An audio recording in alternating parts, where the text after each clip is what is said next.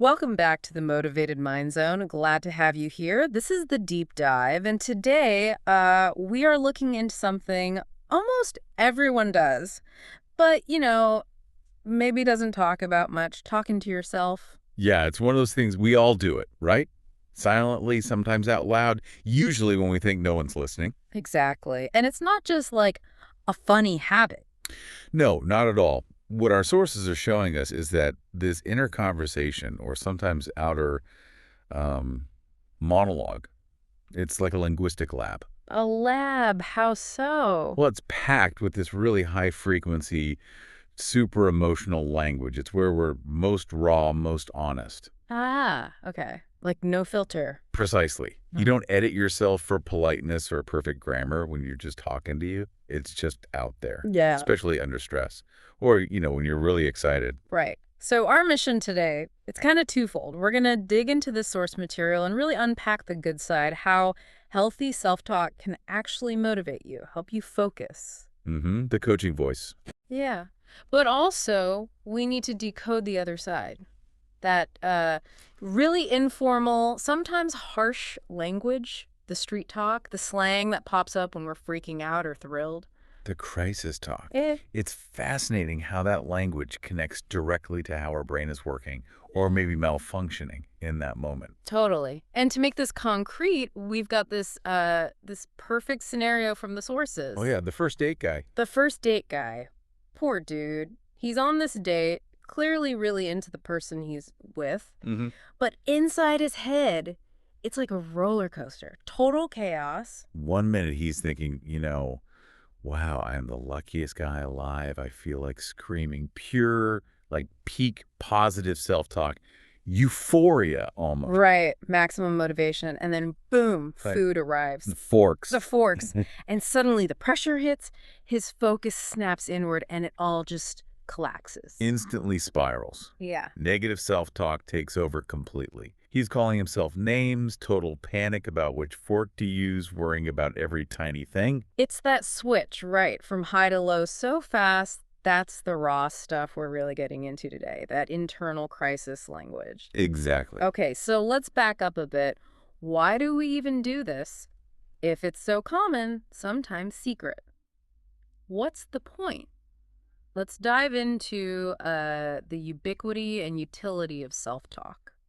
Well, the first thing the research makes super clear is that this isn't weird. It's a totally natural human thing. Right. Whether it's, that silent chat you have in your head or muttering things under your breath. Okay. Psychologically, it seems to connect back to how we learned language socially. Like Vygotsky, the psychologist. Oh, right. Private speech. Yeah, exactly. He talked about how kids start by talking to other people, then they start talking to themselves out loud, and then it kind of goes internal. It's a way to guide yourself to self-regulate. So we're basically borrowing the structure of talking to someone else to sort out our own internal mess. Pretty much. Yeah. When things get complicated, like a tough decision or a big task, saying the options out loud or even just thinking them in sequence, it gives it structure. Makes the fuzzy stuff feel more real. Right. It adds clarity. Because when you actually say something, or even think it as a sentence, you have to make it linear, one thought after another. Unlike just thinking, which can be like a big jumbled cloud of ideas. Exactly. Vocalizing, or just forming the sentence internally, forces you to organize it. Like taking a messy pile of notes and turning it into a numbered list. Got it. And one of the biggest benefits the sources mention right away is focus, improving focus. Oh, absolutely. We've all been there, right? Losing your keys, your phone. Constantly. And you start saying, okay, where did I put my keys? Let's see, I came in the door. Yeah, I do that all the time. Well, that's not just random noise. It's actually a cognitive trick. When you say it out loud, you're kind of offloading that task from your working memory. Interesting. Your brain isn't just vaguely scanning anymore. It's actively directing your eyes, your memory search, based on the words you just spoke. So saying keys helps you look for keys. Sounds simple, but... It works. Research shows people find things faster when they say the name of the object out loud. Mm-hmm. It focuses your attention. Okay, makes sense. Your brain's listening to its own instructions. Cool. So beyond focus, what about emotions? The sources say self-talk is big for emotional regulation too. Huge. Absolutely huge. Think about when you're stressed out. Maybe waiting for some news or facing a challenge, your mind starts racing, right? Yeah, usually towards the worst case scenario. Exactly. But if you consciously start an internal dialogue like, okay, I can handle this, or whatever happens, I've got a plan, Yeah, that verbal act itself can calm you down. it's like interrupting the panic cycle. Yes. And it's more than just distraction. When you talk yourself through something tough, you're sort of rehearsing the emotional response you want to have. Ah, like practice. Kind of. If you Yeah. keep telling yourself it's going to be okay, you're actually nudging your nervous system towards that calmer state. Yeah. Gives you a feeling of control, boosts confidence. Which brings us to the stigma, doesn't it? Because for years, talking to yourself was like the movie shorthand for crazy. Right. We definitely need to clear that up. So, for everyone listening, the research is really clear on this. For most people, most of the time, talking to yourself silently or out loud is totally normal. It's healthy. It's beneficial. hmm It's a key part of how we think, how we manage things. Mm. Executive function. But there's an important distinction, Rick. Crucial distinction. Yeah. Yeah. We're talking about the controlled, self-directed inner chat. If someone is hearing voices they can't control, like auditory hallucinations, or they're having conversations with people who aren't there, that's different. That's something else entirely, neurologically. And that's when you should definitely seek professional medical advice. Absolutely. But if you're just mentally running through your presentation for work or muttering about the traffic jam. You're normal. You're just using a brain tool. Exactly. And the uses are everywhere. It's not just stress. It's a big learning tool. Oh, yeah. Students do it without even thinking sometimes. Reading notes out loud. Guilt and... Or trying to explain a complex idea to an imaginary person. That forces you to clarify it in your own mind. And saying it out loud helps it stick, right? Memory. Definitely. Hearing your own voice processing the information uses more senses. It strengthens the memory trace compared to just reading silently. It's like active practice for your brain. And language learning. That seems like a prime example. Perfect example. If you're learning, say, English, you have to practice saying things, not just vocabulary, but full sentences. Yeah. Pronunciation, confidence.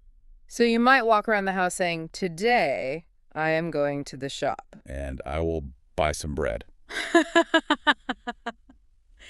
Yeah. You're rehearsing not just the words, but the actual physical act of speaking naturally, building those connections. And then there's just daily life stuff. Cooking, making lists. All the time, talking yourself through a recipe. Okay, add the flour now. Wait, did I preheat the oven? Checking the mental shopping list. Need milk. Yeah, definitely need milk. Eggs. Got eggs. And maybe the most important, everyday use, preparation. Oh, like before a job interview. Exactly, or a tough conversation you need to have. We rehearse. We run through the lines, the possible responses, the tone. Your inner monologue becomes the dress rehearsal. The toughest dress rehearsal sometimes. It prepares you for the real thing.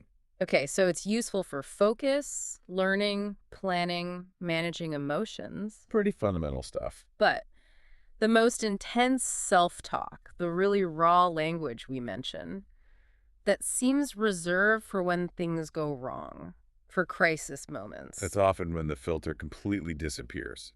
Yeah. Which brings us right back to our poor guy on the date. Let's revisit that scene. The nervous first date. A case study in crisis talk. Right. So high pressure situation, trying to make a good impression, excited, nervous, and hungry. Don't forget hungry. Can't forget hungry. So first, the high point. I must be the luckiest guy. I want to scream.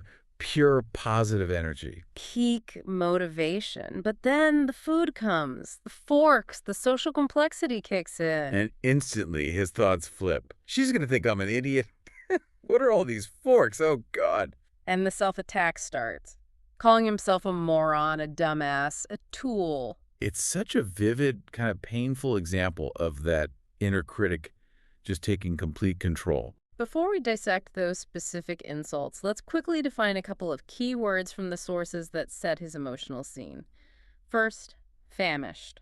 Right. Famished isn't just I could eat, it's like desperately hungry, ravenous.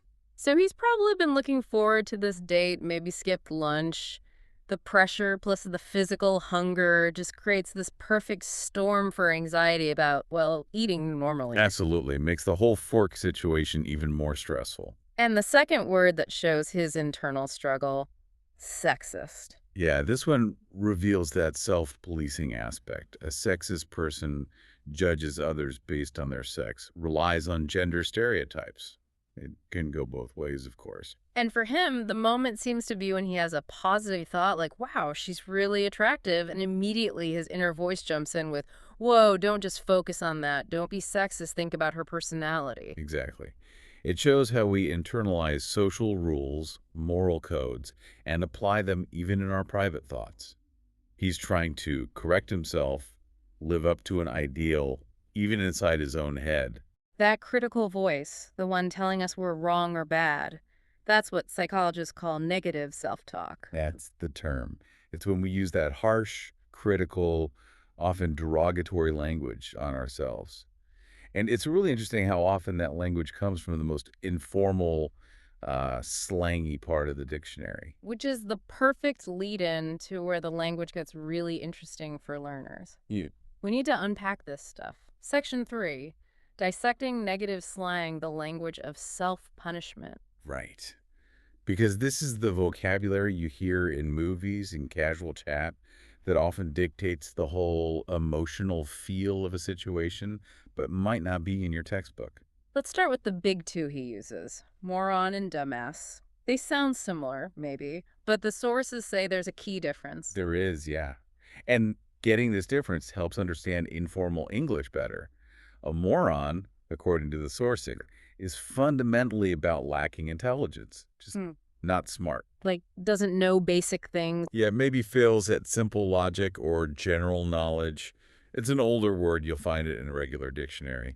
It's impolite, sure, but it implies a more, like, permanent state of low intellect. Okay, so what about dumbass? Dumbass is usually considered much more offensive, definitely slang. And the key difference is it's about actions. A dumbass does stupid things. Ah, so it's not necessarily about being inherently unintelligent, but about making really bad choices or mistakes. Exactly. It's about a failure of common sense or execution in a specific situation. Like the source example, planning something complicated but forgetting a really obvious crucial part. That's a dumbass move. Got it. It's temporary but spectacular stupidity in action, and you probably won't find dumbass in your formal dictionary. Not likely. It's street talk. It's a commentary on what someone did. The examples really help nail it. For dumbass, he borrowed my phone and dropped it in the pool. What a dumbass. That's a specific stupid action. Right. Contrast that with moron. She can be a real moron sometimes. That sounds more like a general observation about her thinking patterns, maybe, less tied to one specific act. Okay, that distinction is clear. Then there's a third one he uses on himself. Tool.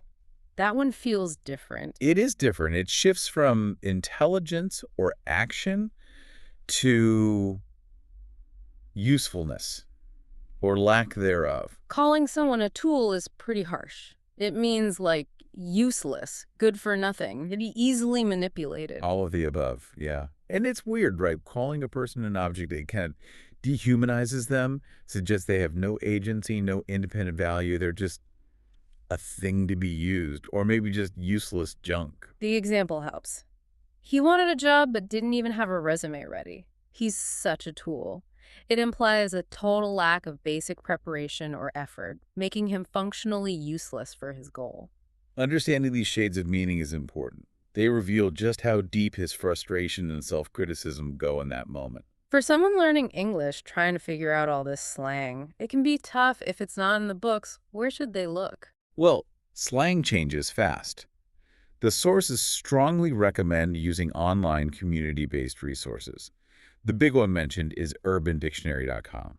Ah, yeah. If you hear a word or phrase in a movie or conversation, or maybe even in your own head, and the normal dictionary doesn't have it, Urban Dictionary probably will, along with context and how current it is. Good tip. Essential resource for real-world language. Right. Okay, so we've covered the insults, the self-punishment vocabulary. Let's shift gears slightly. Let's look at the language used for high emotion commands emphasis. Section 4, high frequency action and emphasis phrases. Right. These are the phrases that pop out when feelings are intense panic or joy, and they are really common in spoken English. Fluency builders. Let's start back with the positive peak. Our guy felt so good he wanted to scream at the top of my lungs. Simple phrase, but powerful meaning. It just means to shout as loud as you possibly can. Pure release of intense emotion. Could be positive, like you said, cheering for a team.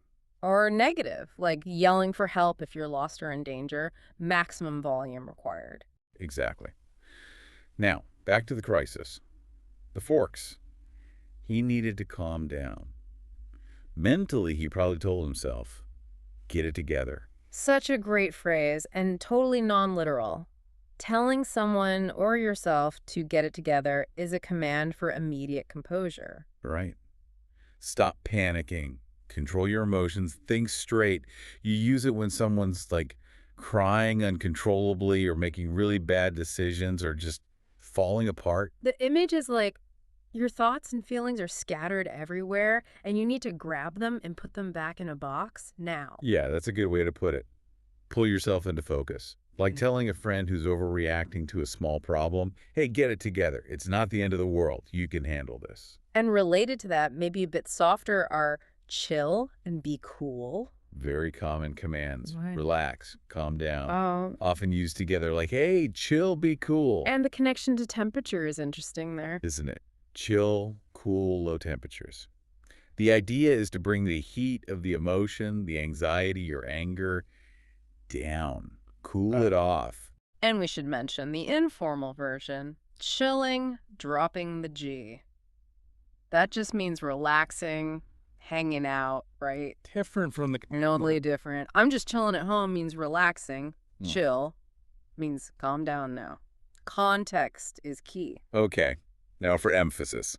Strong emphasis. When he saw the forks, he thought, what the hell are all these forks for? Yes. The hell intensifier, super common. But we have to stress, this is not polite language at all. Right. Sticking the hell after what or other question words adds this raw force, this frustration or disbelief to the question. It turns a simple, what are these, into something much stronger, often more aggressive or exasperated. And the cool thing linguistically is how flexible it is. We can plug the hell in after other words too. Exactly. Why, how, where, when, who. It works with all of them to add that same impolite emphasis. Let's try a few. Where?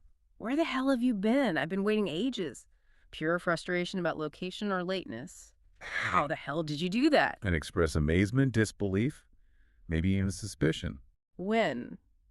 Often impatience, right? Definitely. When the hell are you going to finish that project? Exasperation. It just amps up the emotion tied to the question word. Got it. And one more phrase for when things go wrong. Oh, crap. Yeah, that's the immediate reaction to making a mistake. Like when our data realizes he might be using the wrong fork. It's like a strong oh no, but maybe less intense than some other words you could use. Exactly. The sources point out it's common because it lets you vent that frustration, that oops moment, without being too offensive in many contexts. It signals a mistake has been made. Okay, so we spent a lot of time in the negative zone. The panic, the slang, the self-criticism. We need to balance this out. Let's focus on the positive power now. Section 5. Harnessing the power of positive self-talk.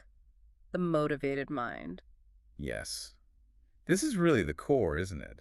We know talking to yourself is normal, but the kind of talk makes all the difference. It's the fork in the road, inner coach or inner critic. And that negative self-talk, if it takes over, it's really damaging. It creates this awful feedback loop. You think, I'm not good enough, or I'm going to fail this date.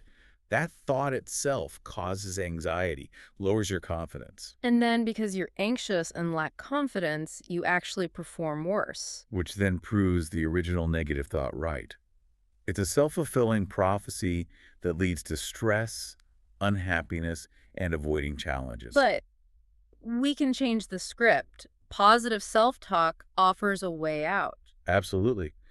By consciously choosing to say things like, I can handle this, or I'll do my best, and that's okay, you actively change your emotional state. You reduce anxiety, you boost your mood, and crucially, you increase your motivation. And this isn't just feel-good advice.